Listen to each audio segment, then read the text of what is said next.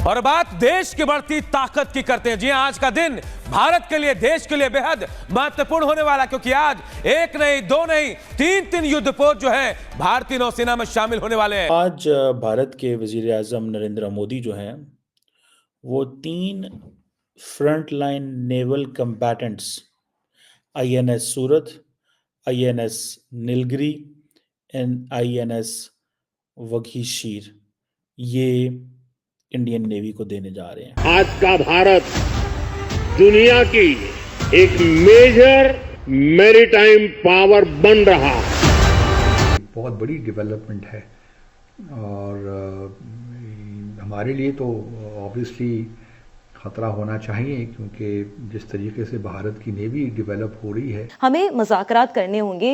इस तरह के ममालिक के साथ ना जंग की जाती है। आधुनिक हथियार, सेंसर और नेटवर्क केंद्रित क्षमताओं से लैस ये तीनों युद्धपोत भारत की सीमाओं की निगरानी करने के लिए तैयार हैं। ये इंडिया कह रहा है कि जी हमारी इंडिजिनस कैपेबिलिटीज हैं। ये तीनों वॉरशिप जो हैं ये एक दिन इंडियन नेवी में कमीशन हो रहे हैं। जो भारत है उसको भारत मुझे यूं लगता है एक आतिशफशां पे बैठ गया है। देश को मिलने जा रहा 3 महाबली युद्धपोत, एडवांस टेक्नोलॉजी से लैस हैं युद्धपोत, दुश्मनों की अब खैर नहीं। ये खतरात हमारे लिए भी हैं, क्योंकि भारत के साथ जिस किस्म के हमारे ताल्लुकात हैं वो हम जानते हैं। इसी तरह एयरक्राफ्ट कैरियर्स भी भारत ने डिप्लॉय किए हुए हैं। हम जंग नहीं अफोर्ड कर, कितने भी बड़के झड़के मारे हम दोनों, अगर हम जिहादी कुव्वतों को अनलीश कर दें, वो भी FATF और दूसरे के होते हुए ये प्रैक्टिकल नहीं रहा।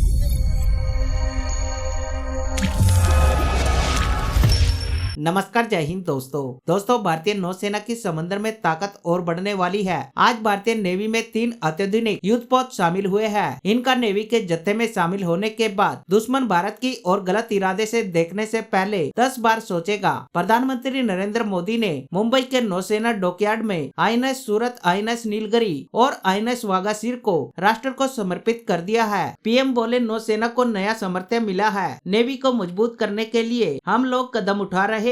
आज भारत की समुद्री विरासत नेवी के गौरवशाली इतिहास और आत्मनिर्भर भारत अभियान के लिए भी एक बहुत बड़ा दिन है। छत्रपति शिवाजी महाराज ने नौसेना को नया सामर्थ्य और विजन दिया था। आज उनकी इस पावन धरती पर 21वीं सदी की नेवी को साक्षात करने की तरफ हम एक बड़ा कदम उठा रहे हैं। ये पहली बार हो रहा है जब एक डिस्ट्रॉयर, एक फ्रिगेट और एक सबमरीन को एक साथ कमीशन किया जा रहा है। गर्व की बात यह है कि ये तीनों मेड इन इंडिया है। इस खबर ने पाकिस्तान में हड़कंप मचा दिया है। आज भारत के वजीर आज़म नरेंद्र मोदी जो हैं वो 3 front line naval combatants INS Surat, INS Nilgiri and INS Vagsheer ये इंडियन नेवी को देने जा रहे हैं।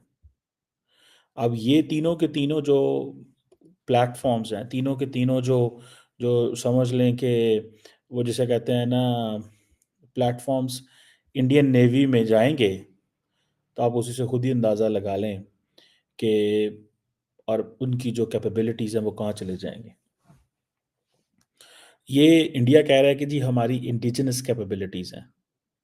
ये तीनों वॉरशिप जो हैं ये एक दिन इंडियन नेवी में कमीशन हो रहे हैं। अच्छा, किसी भी शिप की जो कमीशनिंग है उसकी बड़ी वैल्यू होती है। वो हमेशा याद रखा जाता है कि ये कब कमीशन हुई, कब बनी, कब आई। ये तीनों की तीनों, और ये कल आज यानी कि 15 जनवरी को इसके ऊपर नरेंद्र मोदी साहब जो हैं इसको कर रहे हैं, इंडियन नेवी को दे रहे हैं। अब ये जो नीलगिरी जो है, ये कहा जाता है कि इनका एक प्रोजेक्ट था इंडियन नेवी का 17A, इसे कहते हैं नीलगिरी क्लास फ्रिगेट्स।